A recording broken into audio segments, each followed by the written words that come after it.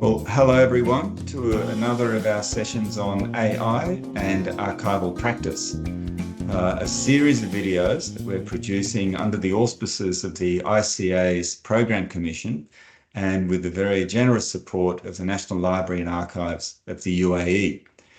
A set of sessions where we're exploring various aspects of archival practice and having a look at artificial intelligence, a broad range of technologies that is, and just really investigating what the practical implications are for AI to apply to archival practice. And for today's session, I'm joined by three of our ICA project team from Kit. Hello, Kit. Good to have you with us again. From Moises. Hello, Moises. Good to see you. And Luis Esteve. Good to see you. Good to have all three of us here together for this discussion. And the topic we're discussing today is using AI for appraisal and selection. And to investigate that, Kit and I earlier had a discussion with Jason Franks, who works in RecordPoint, which has been exploring the application of AI tools within a commercial records management product. So let's just have a listen now to what Jason had to say and to show us when Kit and I had that discussion with him. And also we're very, very fortunate to have with us Jason Franks, Principal Data Scientist from RecordPoint, to talk about some of the development that's been going on in your field, Jason, with AI. Yes, thanks for having me, David. It's great to be here. Wonderful. Thanks for joining us, Jason. So we know that you have been developing a RecordPoint product to incorporate AI to assist with appraisal and selection and generally with records management. Maybe you could share with us like what have you done and how does it work within RecordPoint itself? Thank you. Yeah. I'll share a screen and I'll give you a real quick tour of the AI capabilities that we have in the RecordPoint product. I'm not a sales guy, so it's not going to be super polished. But I just want to, I guess, give you a rough idea of like what we've done, and then I'll probably show you some stuff that is on the drawing board at the moment. I've got some pucks that I can show you. So share screen. That's great. Thank you. Hopefully you see that. Yeah. All right. So firstly, I'm going to show the machine learning classification system that we've had in the product for about 5 years now. This, to me, is still the most valuable application of AI to records and archival world, being able to inspect the text of records and assign a category to them on that basis. So I guess this is appraisal, as you mentioned. Now, to begin with, I need some records that have already been classified so that we can train a classifier model. I've loaded the Enron dataset into this environment, so it's not a huge amount of records, but we're close to 1 million.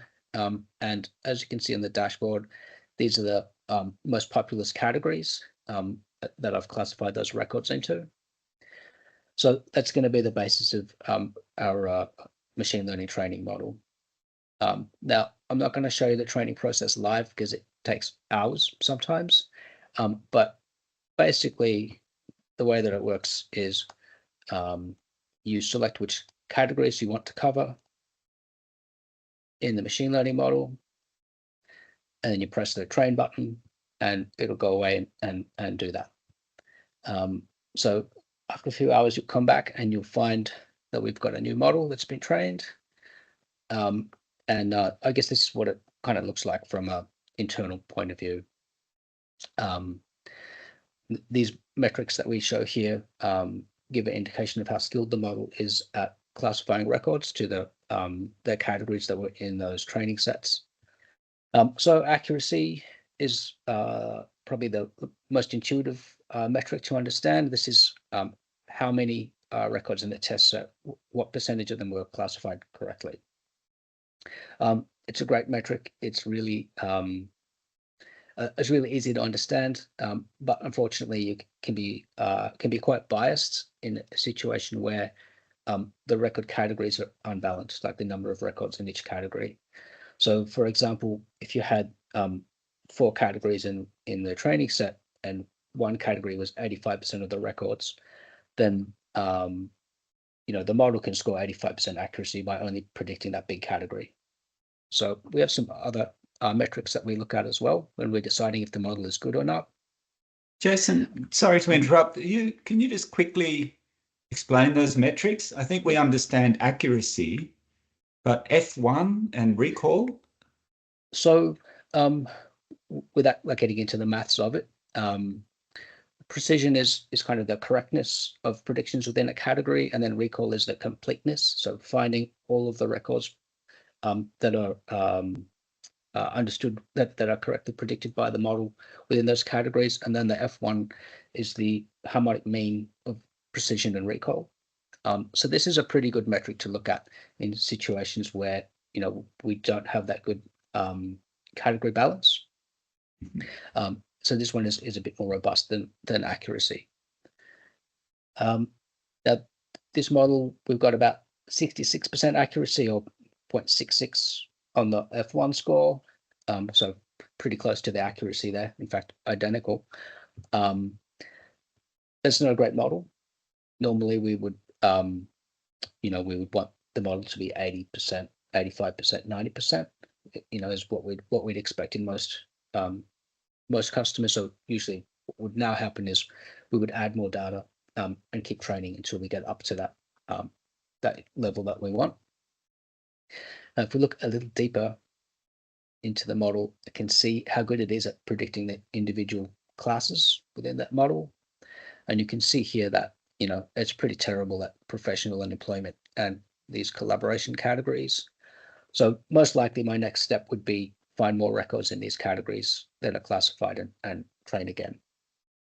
So we continue that process a few times until we get the model to where it's performing up at the level that we want.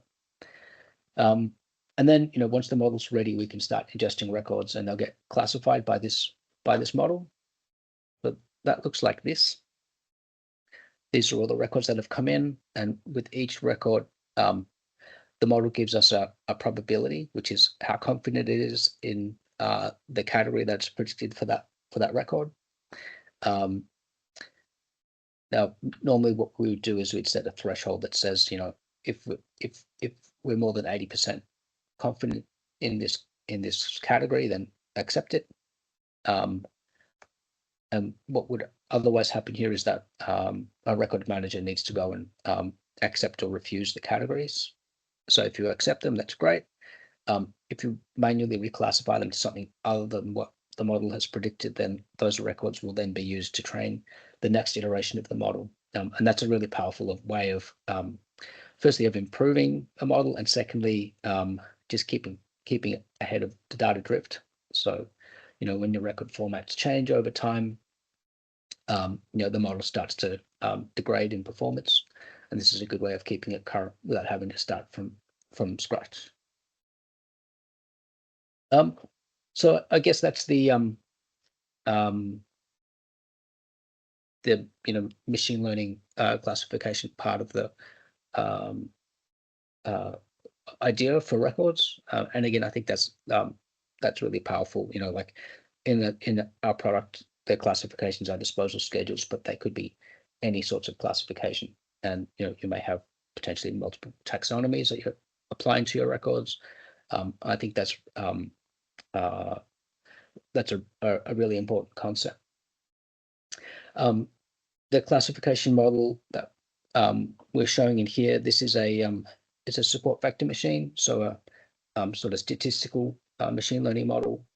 In my research, I found that if you start using some of the generative AI models, famously now ChatGPT and Gemini and all of those, you do get a small boost in the skill that the models provide, but they're a lot more expensive to run and a lot slower. So I think that even this kind of technology that's a generation or two older than what's the current state of the art gives really good value, and we can get some really good results with it. So I guess that's appraisal. And when it comes to the new language models, I think that they have some really interesting opportunities which we've never had before in the records business. So I'll demo a couple of those quickly. I just want to say up front that this is all POC code. This is not something we have in production. We're still working out how to make this cost effective and scalable for when you've got hundreds of millions or billions of records coming in. But I think it's a really good taste of what the technology can do and how it can change the way that we manage records and archives. So let's say that we are doing a forensic analysis of some of our records, maybe an internal audit, or maybe it's a freedom of information request or something, and I want to find out information about what is in the records. And I've got let's say I've got 500 million records. How do I find that? So let's say we're looking at something to do with the Foreign Corrupt Practices Act. This being the Enron data set, that's maybe an interesting thing to look at. So I don't have a full RAG system or retrieval augmented generation system up and running yet, but this is a sort of a halfway point to get in there. So let's do a text search for that Corrupt Practices Act and see what records come back. All right, so a summary of dollars at risk for customs. That sounds like we're kind of in the ballpark, right? So let's have a look at the record. This is kind of the provenance of the record where it was uploaded from. Here we can see that classification that was assigned by the machine learning model. It's not super confident in that, but maybe I don't care in this instance. I'm really just interested specifically in the content of the record. So if I look at the signals, signals are metadata that we add to the record using some AI systems. It's not generative AI, but some other, I guess, simpler types of AI that are more efficient to tell us about what's in the record. And I can see it contains PII, personal identifiable information. It has some email addresses. It has some people that are referenced. So what is this record about is probably my next question. And, it may be a really big record. It may be 500 pages long. There may be a bunch of records. But here we can see I've got a summary. So this was provided to me by a large language model, ChatGPT in this case. And I've applied these summaries to the records as they were ingested from the content source, which is a SharePoint site in this scenario. And here's my one sentence summary courtesy of a large language model. The email is from these people discussing potential risks of payments made to receive informal customs advice, which could be in violation of the Foreign Corrupt Practices Act. So that sounds concerning. And I guess maybe as a person who's undertaking this audit, I might then like to investigate further. So I'm just going to bring the record up in a different view.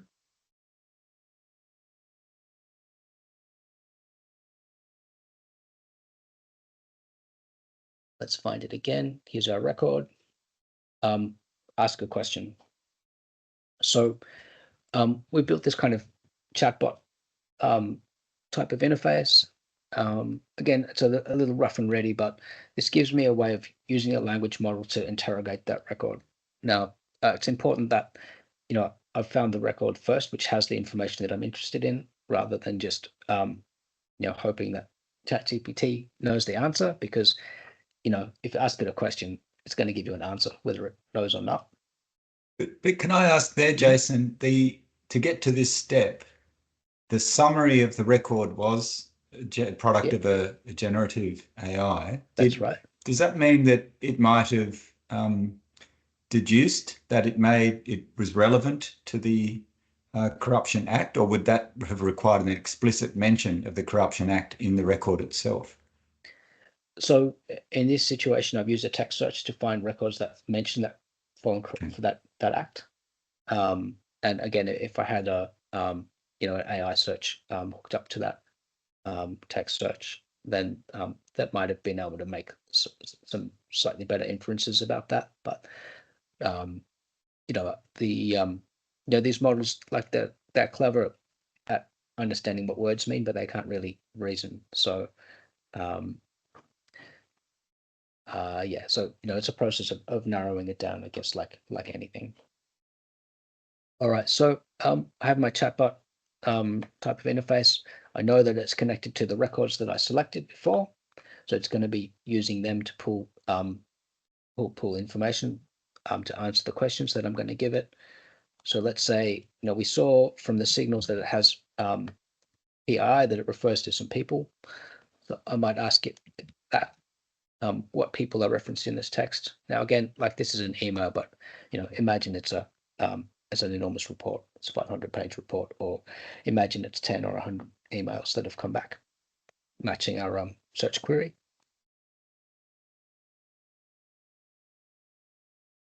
So ChatGPT says that these are the people who are mentioned in the email. We saw some of these names in the summary, so that sounds pretty good. I know also that from the signals that there are email addresses in the text. Maybe that's interesting for my line of inquiry. So I could then go, what email addresses are in the text. So part of the prompt that's going to go to the language model is obviously what I'm typing here. And you notice I always say in this text, make sure that it's looking at what the system is going to append to it, which is going to be like the text of the records. So here are the emails that it has found in there, and they all look like they're internal Enron emails, or perhaps this is a mailing list. I don't know what these are. That's interesting. But as you can see, it's the language model is smart, but it's not that smart. Don't know why it thinks that's an email address, but it kind of could be an email address or something like it. It resembles some other email addresses that it thinks it's found here. All right, so we know that these people are referenced in the email. We know that these are the email addresses. Let's see if we can find out a bit more information about what is in the email. So we're looking at risk as the person who's undertaking this investigation. So I might just say what type of risks are discussed in here.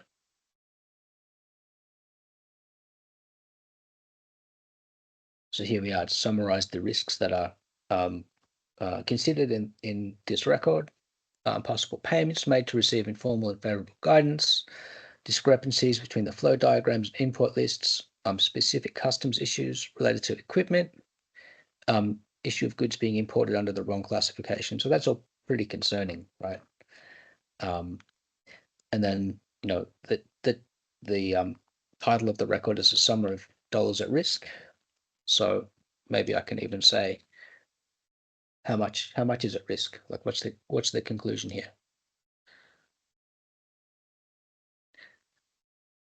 So in the given text, it's 180 million, which is not peanuts, right? As mentioned in the message from Heidi Hellman. Now, where did this number come from? I know that it didn't do any arithmetic because it's a language model, right? It's good at understanding language or manipulating text, but it can't add very well. It can't reason and it can't plan. So my next step is, now that I've got an idea of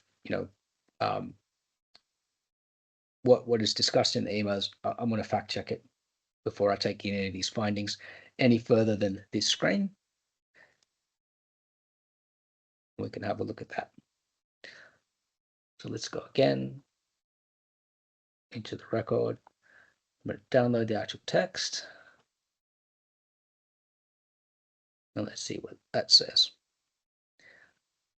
So here's our Steve Keen, Rob Walls, Elizabeth Labanowski, etc. These are all the people that we saw before. Can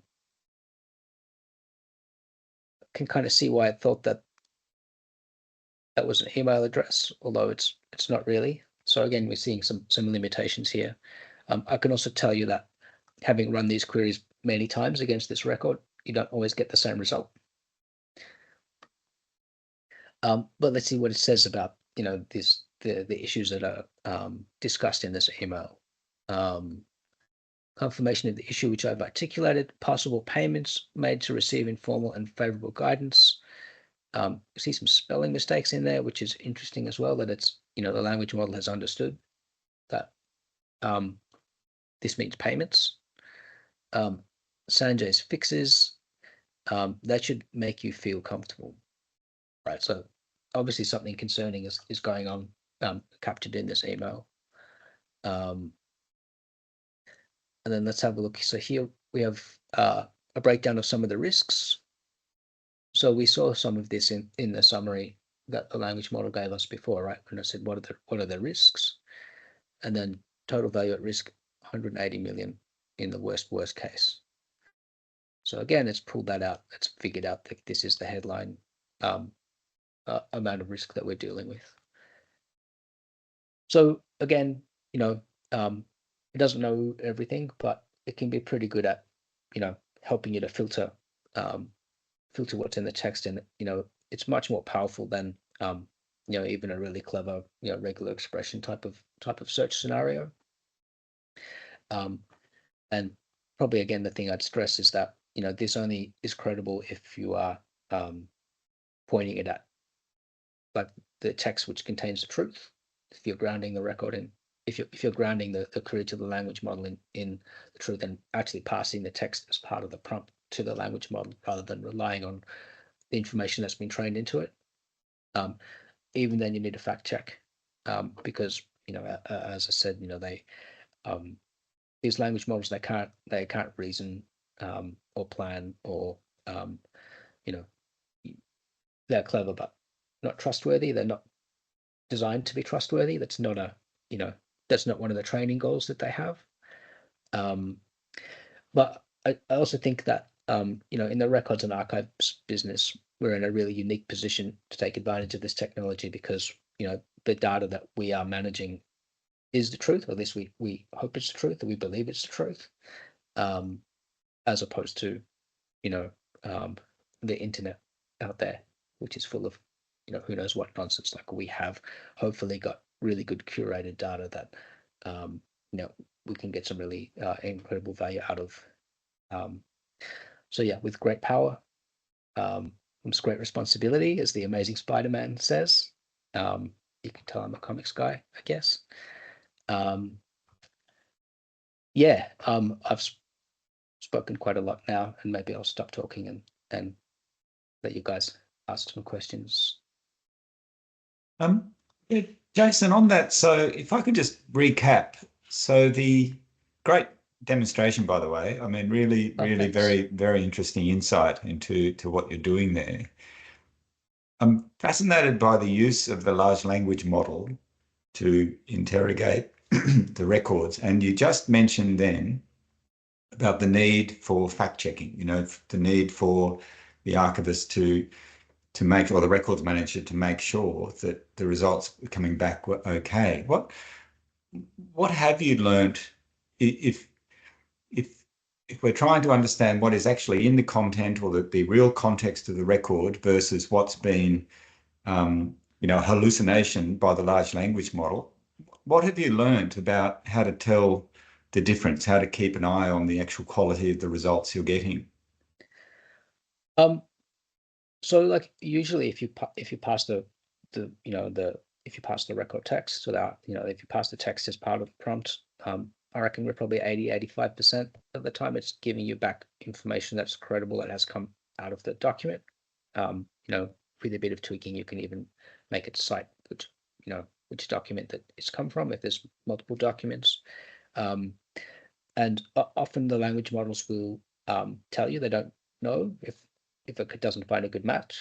But yeah, sometimes they'll make stuff up if maybe they've been trained on some documents that kind of resemble this. Usually what comes back there is kind of not consistent when it's doing that. But yeah, they have no idea about the language models themselves. They're only good at manipulating text, and the probability of what response is going to, so it's what response seems probable, or what it thinks that you're going to want to hear. So you always need to check what it gives you back.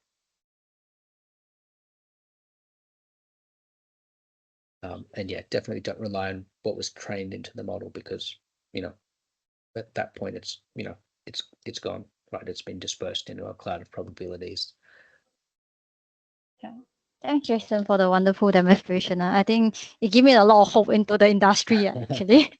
Yeah, because currently the system that we're using, I think there are a lot of manual work, and everyone thinks that records management is such a hassle because there's just so many steps involved.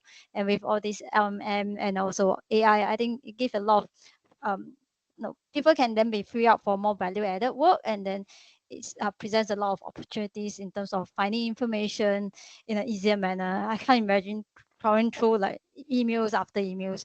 But I just want to just ask whether you would know, like, how was the change management process like for user when they first onboard RecordPoint, having to use all this AI to help them do their records management? Will you be able to share some insights? Thanks. Yeah, so like there's usually like quite a process involved in onboarding a new customer. So firstly, there is the process of connecting up all the different data sources. So where all the records lie, if it's SharePoint or file shares, Exchange, emails, or maybe it's coming out of some sort of a business system. So all of that needs to be configured. So that's the that's probably the first order of business. Don't really work in that side of the organization, so I hope none of them see this and tell me I'm full of nonsense. The next thing is probably to set up the file plan, which is the categories that the records are going to get put into. And again, this can be a bit of a process. If they're a government agency, for example, there's maybe many thousands of categories that need to be set up, or any other highly regulated sort of business. And then those categories usually have a disposal schedule attached to them. That's principally the reason that we classify records. And again, that comes back to what you were just saying before about we want to do stuff. We don't want to just manage the records so we can destroy them. We want to be able to get value out of them, and I think that's where the AI frontier becomes really, really interesting. So the file plan needs to go in. Typically what will then happen is we have this set of rules which look at the metadata, and those are used to classify the records as they come in. If there is enough metadata to classify them, and we prefer to use that to the AI because it's more efficient and it's easier to understand the decision making. So setting up the rules, that's a big tree that says if the record comes from this content source and if it has this metadata, the value is in this range, then follow a path that's maybe going to lead to a classification. And then if the rules fail to classify the record, it's going to come to the machine learning system. So especially for data sources like emails or file shares or like social media feeds, the machine learning classification is really valuable because there's no metadata. So yeah, like I guess the process of onboarding a customer is it is lengthy, especially if it's a really big institution, because they've got a lot of data sources. They've got maybe a very big set of categories, and then training the machine learning model can take some time because usually we'd start off training it small or training it to some quite broad categories, and then we'd expand it out as we get better and better at that. So yeah, it can take months sometimes for a really big customer. Obviously, like what I showed you here with 100 million records is a pretty small environment. Is there much sort of sharing between customers? I'm also glad you mentioned that thing about the training process, because if every records manager had to start from scratch in doing all of that training, then absolutely, as you're saying, Jason, there's months of work, preparatory work there. But I just wonder what the possibility might be that disposal classes or classification, disposal schedules, records authorities, whatever we call them around the world, might start to line up under some sort of a standard format? We're seeing the day where, look, we've done this in Australia, this will probably now work in Canada. You don't have to do the similar training. So that would be great. I love the vision. And we are working on some stuff to make that a little bit easier, but really our customers are more concerned with security. They mostly have their own, maybe they'll use, for example, their after disposal schedules, but their own version of it. So nothing is shared at the moment. Everything is quite carefully firewalled away so that nobody can access anybody else's data. We are kind of looking at maybe having some shared models and some shared particularly like for some of those classification, the disposal schedules. So like after, for example, might be a good one. Having an easy way to import that, maybe that comes directly from the authority and comes into the product. So this kind of going on at the moment, but definitely like the security concerns trump that, and we have to be able to do that before we look at sharing, because we have customers that certainly don't want any risk or anything that belongs to them going outside of their environment. Yeah, I think the security concern is real. I guess in Singapore context, we are also trying to think of whether there's a way that we can have a common taxonomy across the government, also to facilitate search. But I think everyone is still very wary about what kind of information can be shared across the board. And do you see there's the biggest obstacles in terms of implementing AI in records management context, security, or there are other challenges that you foresee or you have experienced? Security is always a challenge, just by the nature of what it is and the value of what we're protecting. And there's always new threats, so you always have to be on top of security. It's kind of not optional. But other challenges, I guess especially AI is cost. So for example, what I showed before, the cost of the text index is substantial. We're still, we're pretty close now to being able to make that a kind of commercial offering, but the cost to index and store and access the text, depending on what technology you have and how much you want to access it and what kind of latency you want to have, and getting the text into an somewhere that's indexed, that is substantial. But I think a massive enabler, right, for not just text search, but now the AI-based vector search, and then we start getting into the RAG, which would be a bit more sophisticated for what I've demonstrated here today, but perhaps similar. So that cost of it, the cost to index and store the text is pretty substantial. And then these large language models also, they are very costly to train and host and maintain, and the vendors, Microsoft and Google, etc., charge accordingly. And most of the time, you've got hundreds of millions of records, or billions of records, depending on what kind of organization you are. You have that many records under management. You're not accessing all of them most of the time. So finding like a good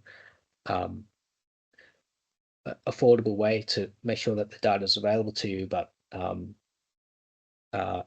is not costing you an arm and a leg, like that is a real obstacle. That's a challenge, and we spent years trying to work out the best way to make that happen. Actually, maybe on that note, looking ahead, from your perspective, right in the middle of this industry, at the leading edge of this industry, it's moving very, very fast, this technology. But when you gaze into your crystal ball, Jason, what do you see the future of this technology being in, say, the 5 to 10 year horizon? Okay, so I think firstly, the attitude that we're seeing now from some of the vendors, which is just we'll keep scaling it up and it'll be infinitely powerful and it'll give us AGI, artificial general intelligence. I don't believe that. I think that the limitations of the technology now are not going to change. Like in this architecture, this large language model sort of sort of architecture, right? It's probabilistic. It's never going to be good at planning or reasoning. It's never going to be able to add properly. I don't know if you've seen the Math GPT research projects where they say, I trained a language model with 800 billion parameters and I get 85% accuracy on these arithmetic tasks. Right? My calculator is 100% accurate. And I didn't have to destroy the Amazon rainforest in order to train it. So I think that idea that we can just scale it up and we'll get what we want. I don't think that's credible. I think the ability to understand and manipulate language models is maybe part of what's going to get us to that next stage. But to my mind, these things need to be able to reason before we can really get another I guess paradigm shift out of them. And I think that's going to probably resemble some of the more traditional neurosymbolic type of AI that is out of favor at the moment, which is teaching it how to reason, explicit logical and mathematical reasoning, and having that integrate. With the language models, I think that's probably a fruitful. That's probably going to be a fruitful sort of endeavor. Again, none of this is obviously making science fiction type of AI's artificial sentience, where it's it has a funny personality and it might decide to destroy the world or whatever. I think this is just like getting smarter AI systems. I mean that to me is where we should be looking. That, and I think probably the other thing that we really need to start looking at is the sort of threats that come from this technology.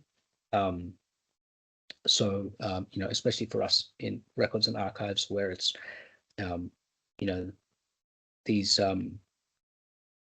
this technology is being used to generate disinformation, propaganda, and nonsense at incredible, unheard of scale, and we don't have tools to sift it. Being able to curate records and archives, and understand where this data is coming from, what it means, and how reliable it is. Like, that's going to be a huge difficulty. I think if you kind of go back to the the 5 V's of data science, which are velocity, volume, value, variety, like we're getting on top of those first 4 of them, but now veracity, the last V, is going to become a real challenge for us. And I hope we can be proactive about it, and start to firstly consider it as a threat, and secondly work out strategies to manage it. Yeah, I guess there's ultimately still value in what we do as an archivist and records manager. Good to know that we won't be made redundant by AI. But that's reassuring for my own profession in that sense. I think a lot of people, when they take steps to embrace digital records management, they are very afraid of technology. Now there's this AI element, so they will be always wondering, what can we do more as professionals in order to prepare ourselves better to sort of embrace this technology, to upskill our work, and also to save our own work in that sense, or else we will be always sort of engulfed with so much data, so much records, that I think it's just impossible to finish managing or manage archiving them in that sense. Yeah, and look, if we go back to even that, classification system that I showed before, when we were first coming to market with that, there was a lot of question about, will people trust this? Do people want this? They can't, even those simpler machine learning models, you don't get explicit decision making. Like, is this going to be okay? Are organizations going to trust it? Now there's no problem with that. Nobody kind of questions that it's okay. And I think probably the same is going to be true with some of these AI tools. Like, once we understand how to use them, and what their capabilities are, but also their limitations, and maybe we have some code of practices about using them responsibly, I think they're a game changer, but I also don't think it's a I don't think it's an end game. Like, I think it helps us do the job that we're already struggling with. Like, we're drowning in digital data, and the manpower that we're getting in the businesses, I don't think growing to match. So this helps us sort of perhaps equalize that, and maybe is going to let us get on the front foot about realizing value out of the records that we maintain. But yeah, I don't see it putting us out of a job anytime soon. But yeah, I think probably the job needs to include understanding how to use them and what they're good for. One last question from me. This is a project that we're doing at the moment for the ICA to help our members and the profession more generally stay ahead of AI. We've been putting you under the gun, Jason, in terms of the industry and what you're doing. What do you think an organisation like the ICA should be doing so that we can all of us take full advantage of this new and exciting technology? It's hard to say, I guess beyond the sort of educational side of it, because I guess you don't have access to all the different archives everywhere, and I think a lot of the organizations maybe don't want people involved in them, but yeah, perhaps I guess advocating for what the technology is good at and advising about where there's threats is probably, those are probably the two things I'd consider most. All right, that's wonderful. I don't know, Kit, if you've got any other questions you want to put Jason's feet to the fire any longer on any issue. So I shall not torment him any longer. I think it has been a wonderful sharing session. It's very insightful, and I personally will want to discover more of how AI can sort of help our work as well. Time to come. Shall take on that role as well. Well, thank you so much for having me and for listening to me talk. That's probably the most talking I'll do in the entire week. So I'm kind of looking forward to going back to my cave and maybe looking at some code. All right. Well, thanks very much, Jason. All the best. No worries at all. Thanks, guys. Thanks so much, Jason. Bye. Well, that was quite an interesting and quite a comprehensive discussion and a presentation from Jason. Let's just talk amongst ourselves now and try and sort of distill what the key messages we thought came from that presentation. Moises, perhaps we could start with you. What were some of the takeaway messages or issues you came away with? So, hi, David. So for me, a key lesson is how AI can improve appraisal and selection through an iterative process. As Jason explained, the AI model is training on pre-classified data, and as new records come in, the system learns from human feedback to improve its accuracy over time. I also found it's interesting how they use metrics to evaluate how well the model is performing. And these metrics help ensure the AI is making a correct classification, especially in situations where categories are unbalanced. It was interesting that he did emphasize there's a big investment to be made in the preparation of training data and testing those results to make sure the training data is accurate. In one case, he mentioned, didn't he, that if the training data is unbalanced, if 85% of your training data is in one category, it'll just look like it's 85% accurate. I think that was a really interesting point. Kit, over to you. What are some of the key messages you found in that discussion? I think one of the key takeaway for myself is actually there's a lot of behind the scene work, as what Moses has alluded to, a lot of things to prepare for. And I think the change management leading up to using AI, not just for appraisal and selection, actually fundamentally doing records management, right? there are still a lot of humans involvement and getting the fundamental rights, be it classification or filing the right records in the right categories, having the right disposition schedule within it, and how we link everything up together. So I think we think of AI just having the budget to just get an AI solution, and that's the quick fix, but it's not a quick fix. You need to make sure that your fundamentals are right before AI can actually produce the results for you as well. So I thought the point that Jason made about the months and efforts behind starting with training small data with small user, making sure they understand how to do the disposition scheduling right. I think all these fundamentals are really essential. No doubt we have the support of AI as well. Thanks. No, thank you. Thank you. And these are really good issues to pull out here, because I think, I don't know about you guys, but you often get the impression that AI is going to automate everything. There's sometimes out of the box, it will magically do this work. But it's very interesting from both your points, Moises, and yours, Kit, that it's still a lot of work to be done, especially in this very complex area of appraisal and selection. Luis Esteve, let's hear from you. Yes, well, I am really happy that classification is the main focus, one of the main focus of the presentation of Jason Franks, and I think this will be very, very positive for us, for the archivists.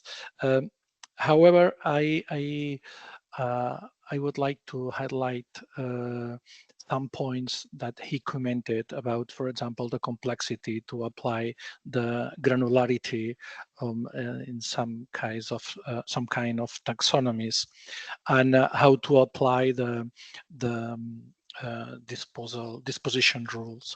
So I think in some way that oblige us also to rethink a little how we design and how we develop our classification schemes and how we categorize